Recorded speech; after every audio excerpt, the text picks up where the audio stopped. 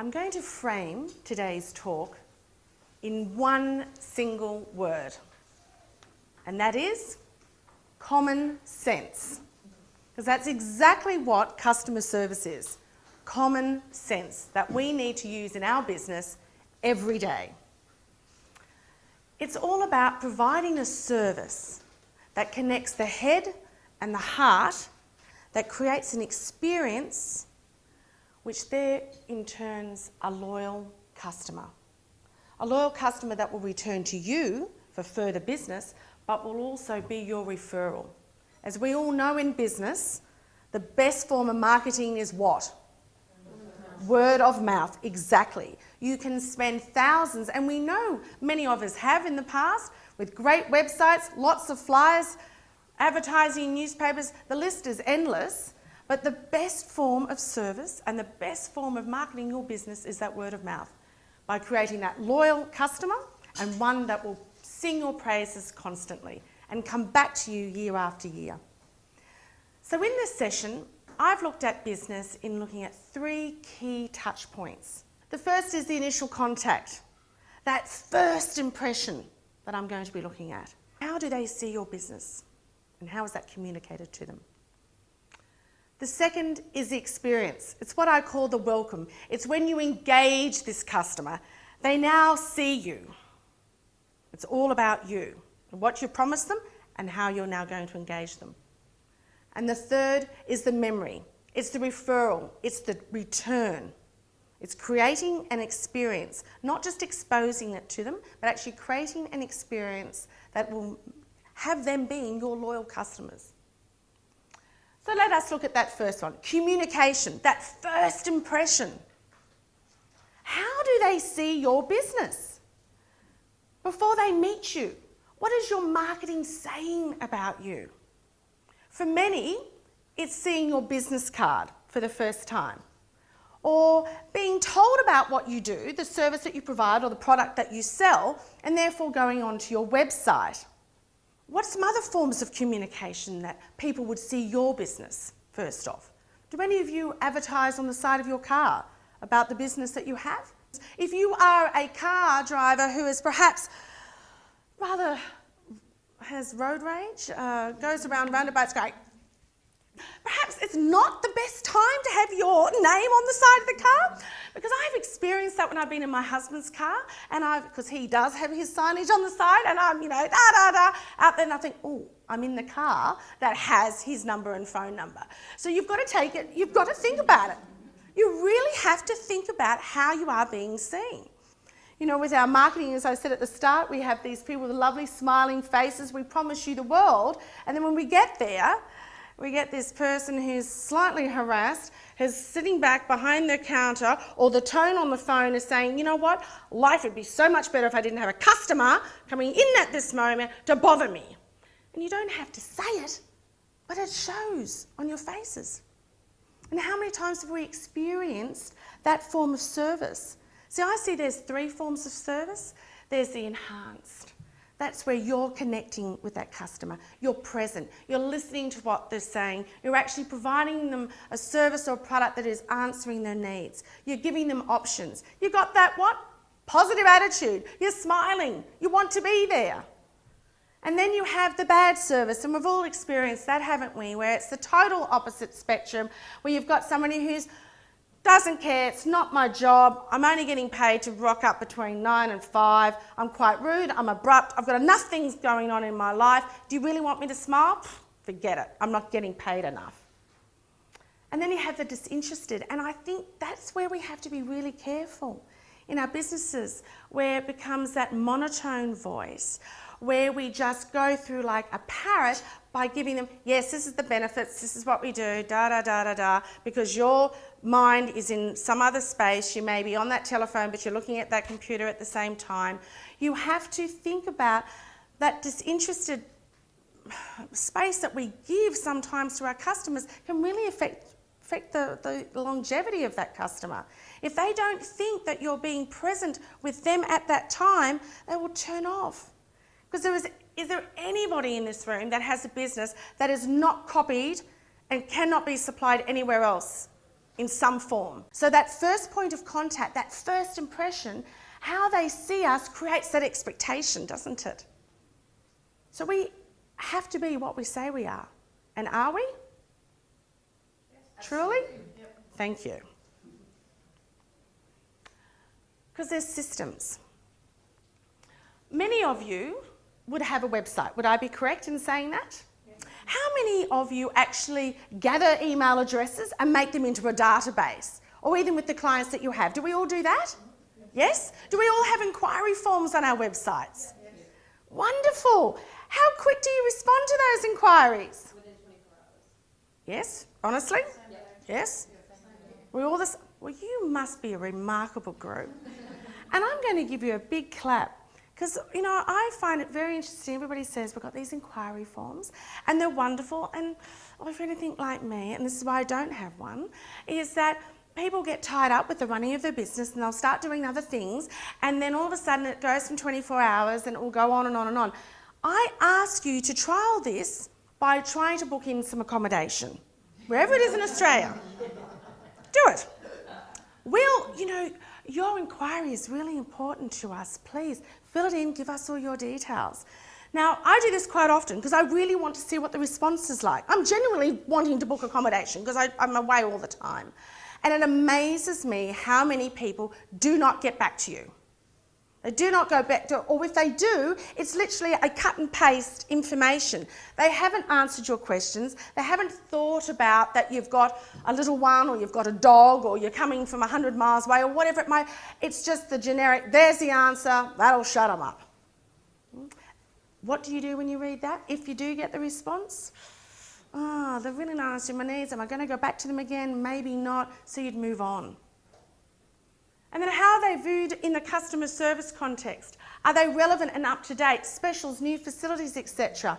How many of you have sent out newsletters and emails? And if you don't, how many of you get bugged every day by having 20 people that you only just met at a luncheon and they all send you the e-blast or e-news and all it is just flogging the product. They're not actually giving you content. And what do you do when you get those emails? Delete. And there might be some really great information in there. And I'm certainly not bagging the idea, but I'm sure you've heard it's the content. People want to hear about not just your offering, but what's happening. You know, there was a lot there. I think there was a mortgage broker here on my table. Yes, yeah, Tina. And I don't know about you, what you do with your newsletters and blogs, etc. But there was a few that were saying that they sent out a newsletter just saying, the interest rate's going up, this may affect you, blah, blah, blah. Yeah? You can actually do, with the mortgage brokers, I don't do mortgage, I do equipment, but right. You can actually go in there, everyone buys the same one, so I get it about 3 or 4 times, the same newsletter going out, everyone just rebrands it. All it is the same same stuff that goes out with different brands on it. So if you're going a couple of mortgage brokers, you're getting the same stuff all the time. So how does that make you feel as a customer? Very special. Yes, very special. So think about it. You know, if you're going to do these newsletters, you're going to do these emails, you've got to have something that they're interested in reading about. It's not just a transaction. You're building a rapport. Doesn't matter whether you've got staff or you're just a one person or if you've been in business for 6 days, 6 months, 6 years or so on. It's building that rapport. It is so critical. So when you think about that communication, that first impression, how, and that continued impression, how are you doing that? And are you doing it to your best ability? Then there's the experience. So, all right, so they've heard about you, they have these wonderful expectations about you, and now they're going to meet you. So that's what I call the welcome, the engagement. They're now meeting you face to face.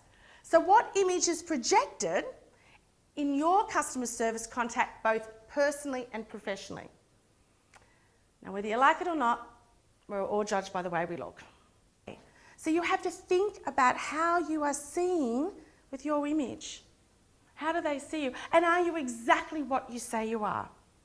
What 5 top expectations of your customers? What do they expect of you? What do you think would be the top 5 expectations your customers have of your business that they've seen, that you've communicated to them, that you're saying your market? If they see your car, what do they think they're going to get? What's their expectation? qualified therapist to look after them, yes? Results. Results? Honesty. Honesty. Integrity. Excellent, integrity, very good. What are some turn-offs? Not getting back to them. Not getting back to them, yes. Saying that we appreciate your inquiry, and we go, oh, how many times do we hear that on the phone and you're sitting there for another 25 minutes? It's true. Not getting back to them, yes. Saying that you're really highly organised and that you go out and you organise people's offices, etc., and you don't turn up, or what you say you aren't. They meet you in somewhere and you've got papers everywhere and nothing's organised. It's not congruent. Again, what's some other turn-offs do you think people may have if they're going to be a customer if they come to you? Not looking the part. Sorry? Not looking the part. Not looking the part, yes? Being all about themselves. Oh, yes. It's actually taking the time to listen, and if you don't understand, being honest. So then we turn to the third point, that memory. If you have done the first and the second point really well, you provided that service, you've given them a vibe, you've connected that head and the heart. What is the last thing they think of when they walk out of your door of your office or they shake your hand? Because that's the memory that you are leaving them. Even if you perhaps have made a few little slips, or you've taken a little bit longer, or whatever it might be, if you've handled it well, if you've given them a solution, then it's that lasting impression that they will have of you and your business. How you've handled perhaps an issue, or how you've not taken them down the path that's been more costly or more time consuming. Customers like it when you think outside the square for them. So what is that memory that you have created? Because you are the creators of memories. And even though that customer may be a referral from somebody else, you have to create a new experience for that new customer, don't you? Because it's all about them now, for their business.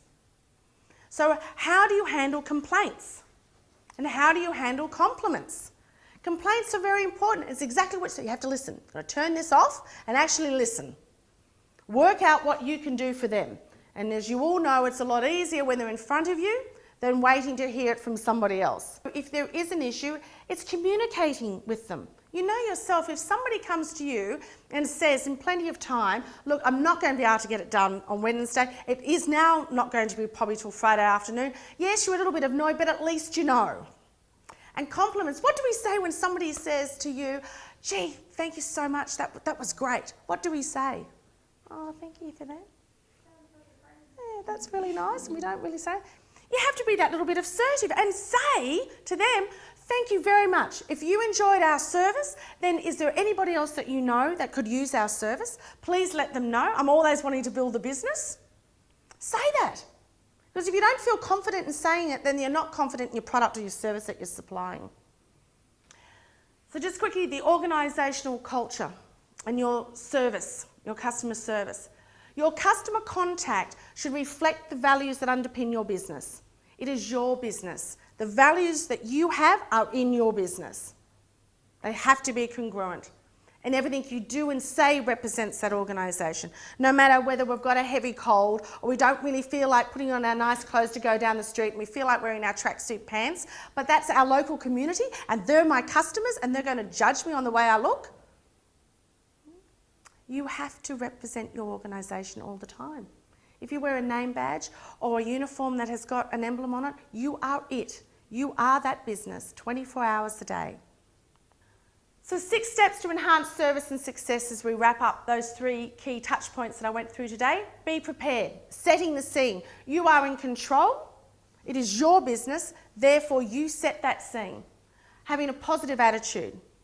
Acknowledging what's important to the customer, not what's important to you, but what's important to that customer by asking questions, listening to them. Giving the facts, stating the benefits. Being what your marketing says you are, and then closing that loop. First impression, the welcome, then the memory. That's closing that loop, and it is constantly going round and around. So remember, you have a choice. It is your choice. Nobody controls you.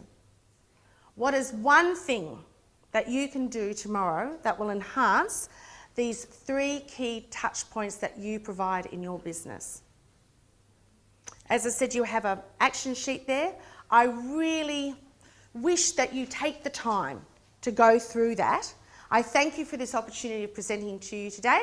And by all means, as Susie said, over the next quarter of an hour, half an hour, we can have some hot seat discussion. So thank you.